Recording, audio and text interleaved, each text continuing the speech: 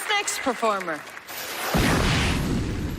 I have 2 moms and 2 dads. So my dads are gay and my moms are lesbian, and they decided to have and co-parent a kid. My parents are scientists, doctors, and engineers, and I'm a senior at the University of Pennsylvania studying neurobiology, and I'm about to graduate. But rather than go into medicine right after college, I'm actually taking a few years to do magic full-time. I'm really fascinated with the neuroscience of magic and sleight of hand, and also some of the history as well. Card cheats of the 1800s and early 1900s who actually used a lot of modern-day neuroscientific concepts to their advantage. They just didn't know it yet.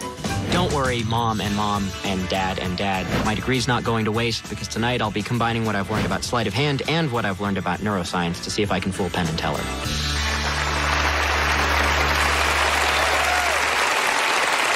With 2 randomly selected members of our studio audience, give it up for Daniel Roy.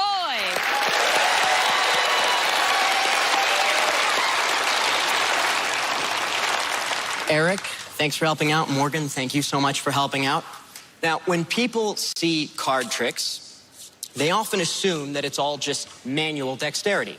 But it turns out that we sleight of hand artists use all of our senses to our advantage. So I'll give you an example of each. So Morgan, as I spread through these cards, I just want you to touch one on the back, and I'll spread through them slowly. This card here, would you hold out your hand for me, but palm down? And I want you to cover that card up. Cover it up completely. Now, Morgan, I'll turn away, and I want you to take a quick peek at the card so you know what it is, and then cover it up again. Have you done that? Yes? So you know what the card is? Mm-hmm. Perfect. Now, theoretically, if I were to look through all of these cards here, I'd be able to see which one was missing. Now, I do apologize. This is a time-consuming process, so try to get it over with as quickly as I can. King of Diamonds. That's correct. Is it the King of Diamonds? Indeed, it is the King of Diamonds. But of course, you can't just go looking through the deck if you want to impress anyone, so that's where the other senses come into play. If I listen to this shuffle really carefully, I can hear where her card lands in the deck. So listen with me.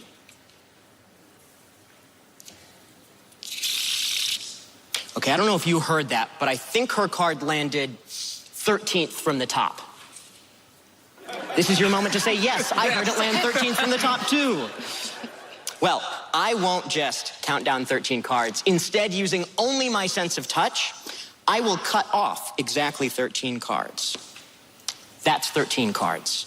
That's 1, 2, 3, 4, 5, 6, 7, 8, 9, 10, 11, 12, 13. I heard your card land 13th from the top, and the 13th card is the King of Diamonds.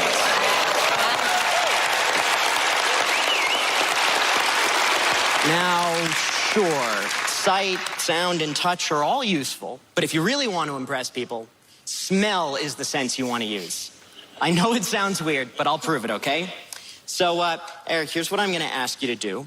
I want you to reach over in a moment and cut over a group of cards from the top of the deck and put them right here.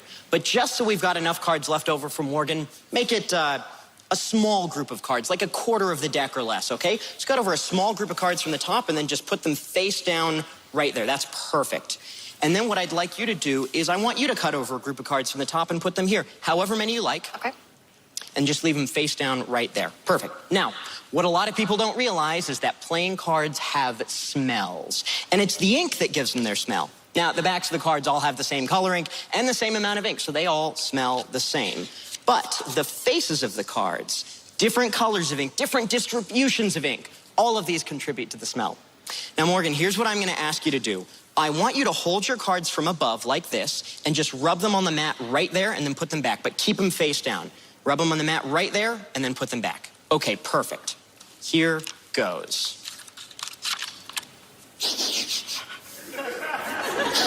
Okay, I'm smelling black-colored ink, and I'm detecting hints of mercury and ferrous oxide, which they only use in the ink for the spades. You'd think they'd use the same ink for the spades and the clubs, but they don't. And it's kind of a medium-ish smell, so I want to say it's probably like maybe an 8 of spades. An 8 of spades. Tell me, Morgan, is this card here the 8 of spades? That's an 8 of spades. Indeed it is, the 8 of spades. All right, last but not least, taste. Here's what I'm going to ask you to do. I want you to take those cards and hold them under the table. Take them, hold them under the table. Now, once they're under the table, I want you to give them a shuffle. Mix them as much as you like. And then whenever you're satisfied that they're mixed, I want you to spread through the cards and take out any card you want from the middle, then bring everything else back out. Okay, so you've got just one card under the table, yes? Now, keep in mind that he didn't want this card here, nor did he want any of these cards. He wanted the card that he's got under the table. So here's what I'm going to ask you to do. I want you to stand up, and I want you to stand directly behind me. Stand up, come around and stand directly behind me, and I want you to cover my eyes with your hands like this. Cover up my eyes with your hands like this. Okay, great, but not too hard. I need to, like, still have eyes. And then, Eric, under the table, I want you to tear off a teeny tiny corner of the card. Under the table, really do it. Tear off a teeny tiny corner of that card, and once you've done that, put that corner in my hand, but keep everything else under the table. Okay, here goes. You know, no matter how many times I do this, I will never forget how much I hate the taste of the 7 of spades. What? Would you show that card to everyone here? Is it indeed the 7 of spades?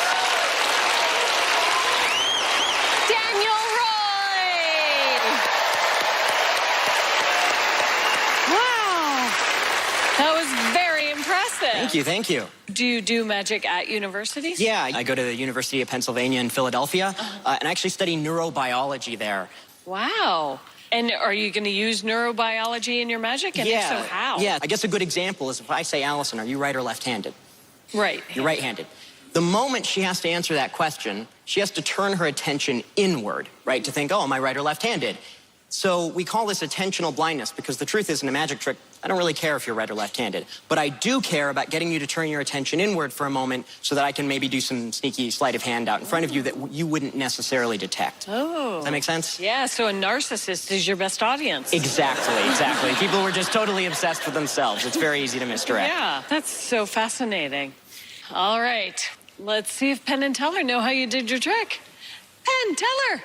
Daniel, boy, you know, a lot of magicians try that senses thing, and it's not usually very good. On you, this looks beautiful. And you also handle the cards with such comfort, and you're so natural, and all the moves are natural. And I want to just say a lot of stuff it's not. There's no deck switch. Using the same deck all the way through. There's no rough and smooth. The cards aren't treated that way. You're doing this with raw skill.